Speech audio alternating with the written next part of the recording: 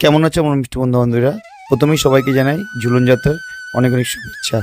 তো আজকে আমি আমার বাড়ির যে ঝুলন করেছি সেটাই তোমাদের সঙ্গে শেয়ার করব।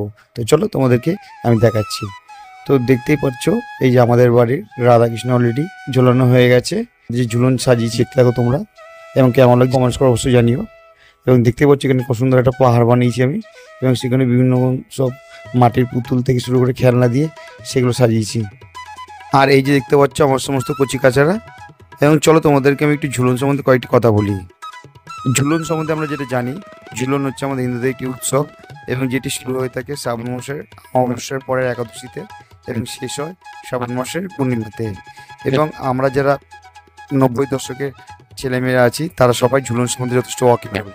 কেন ঝুলনে আমরা জানি ছোটোবেলায় সে মাটির পুতুল দিয়ে বিভিন্ন রকম সাজিয়ে এই ঝুলন আমরা তৈরি করে থাকতাম।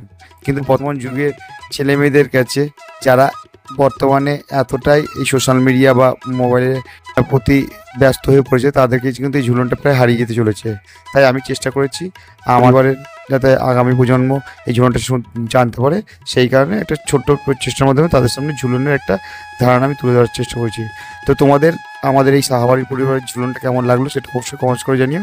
যদি ভালো লেগে থাকে তাহলে আমাদের ভালোবাসা দিয়ে উৎসাহিত করুন। টাটা বন্ধুরা, আবার দেখা হচ্ছে।